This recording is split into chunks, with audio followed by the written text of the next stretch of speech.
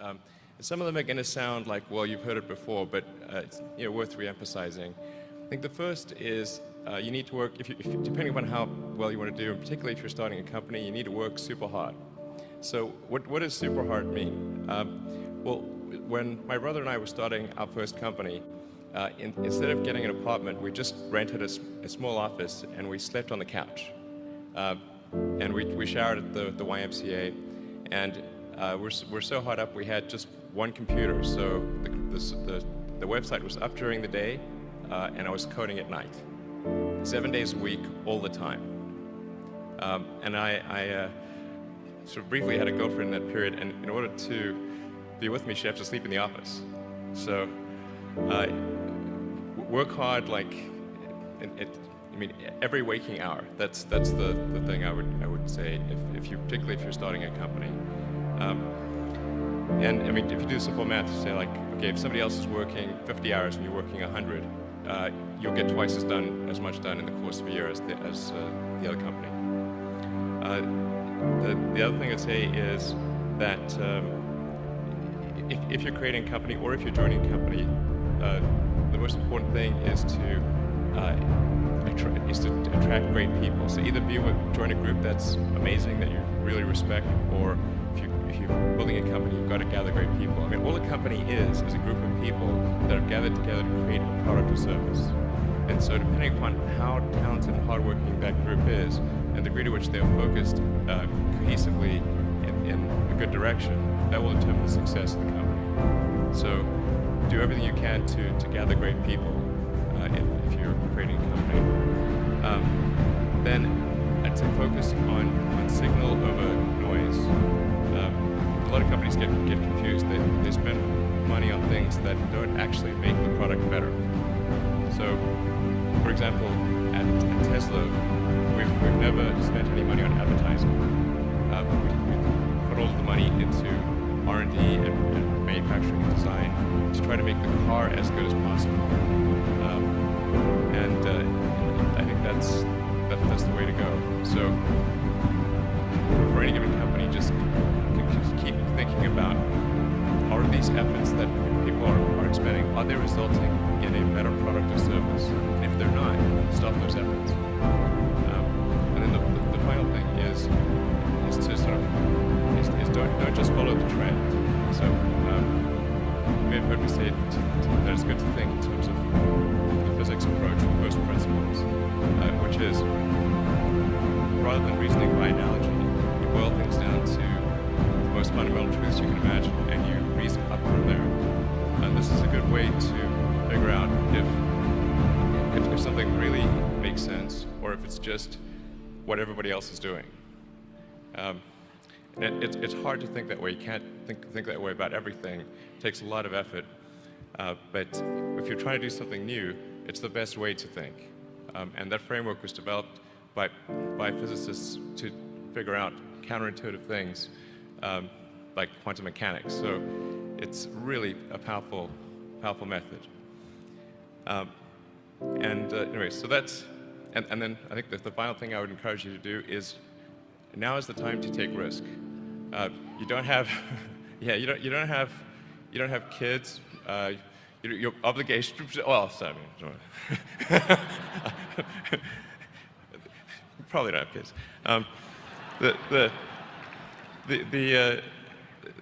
But as you get older, your obligations increase. So and once you have a family, you start taking risk not just for yourself, but for your family as well. It gets much harder to do things that might not work out. So now is the time to do that before you have those obligations. So I would encourage you to take risks now. Do something bold. You won't regret it. Thank you. I think certainly being focused on something that you're confident will have high value to someone else, and just being really rigorous in making that assessment, because people tend to, a natural human tendency is wishful thinking. So a challenge for entrepreneurs is to say, well, what's the difference between really believing in your ideals and sticking to them versus pursuing some unrealistic dream that doesn't actually have merit? and that is a really difficult thing to tell. Can you tell the difference between those two things? Right. You know, so you need to be sort of very rigorous in your self-analysis. I think certainly extremely tenacious, and then just work like hell. I mean, you just have to put in, 80 to 100 hour weeks every week.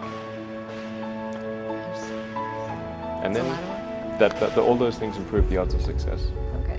I mean, if other people are putting in 40-hour work weeks and you're putting in 100-hour work weeks, then even if you're doing the same thing, you know that in 1 year you will achieve what they achieve. You will achieve in 4 months what it takes them a year to achieve.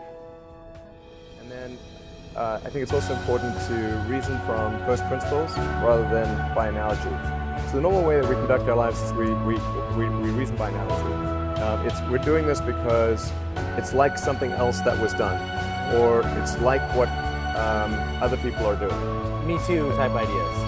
Yeah, Slight iterations yeah. on a theme, and it's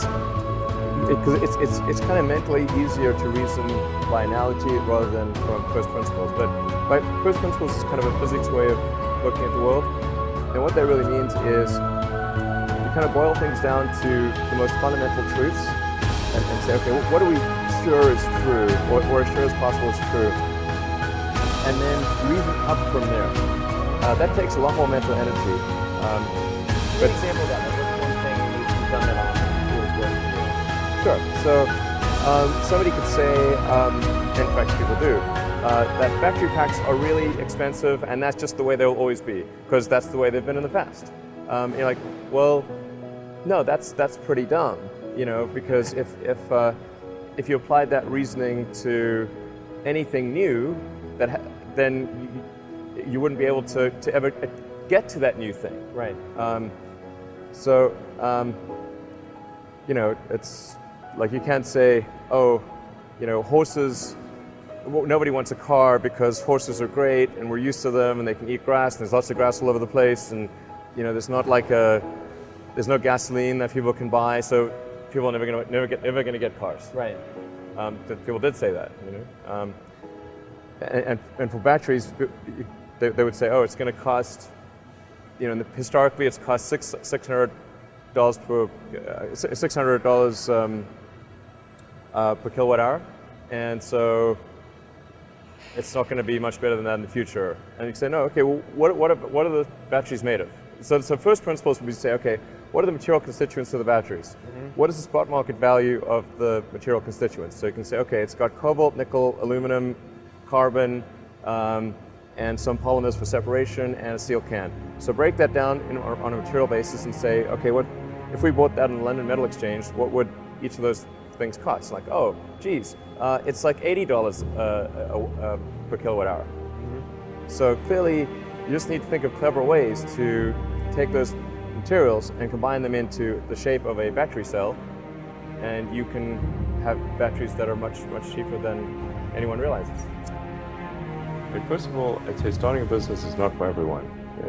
So generally, starting a business, I'd say number one is have a high pain threshold. That's it. There's a friend of mine who's got a good saying, which is that starting a company is like eating glass and staring into the abyss.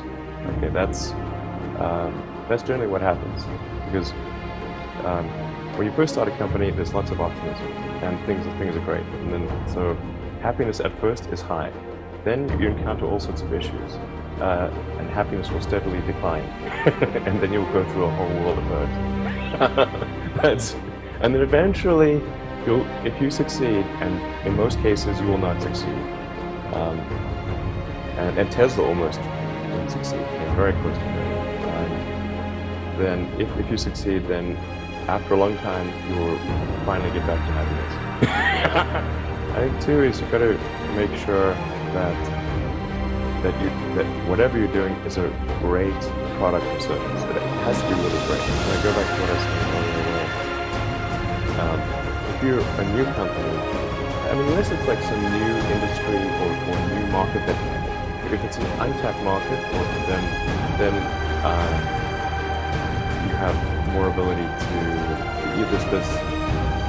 the standard is lower for your product or service. But if you're entering anything where there's an existing marketplace against large entrenched competitors, then your product or service needs to be much better than that. It can't be a little bit better, because then you put yourself in the shoes of the consumer and they say, why would you buy it?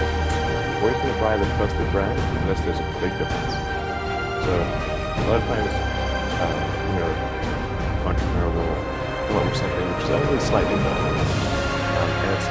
And it can't just be slightly better, it's got to be a lot better. Number 3, I'd say, is constantly seek criticism.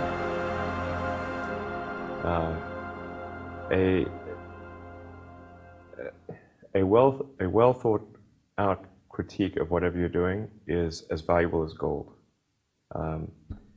And you should seek that from everyone you can, but particularly your friends. Usually your friends know what's wrong, but they don't want to tell you because they don't want to hurt you.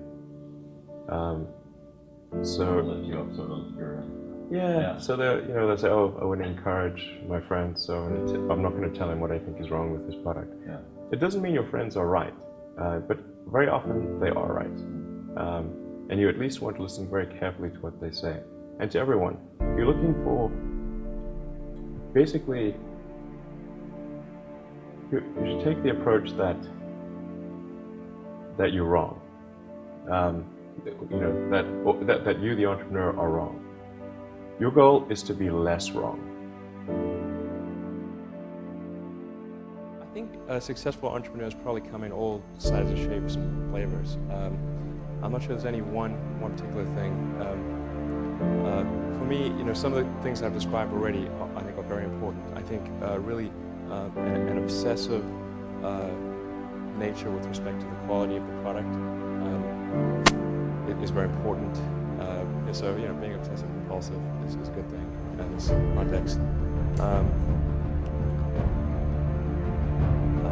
Really liking what you do, whatever area that you get into. Given that even if you're the best, there's always a chance of failure. So I think it's important that you really like whatever you're doing. If you don't like it, life is too short. I'd say, and also if you like what you're doing, you think about it even when you're not working. It's something that your mind is drawn to. And if you don't like it, you just really can't make it work.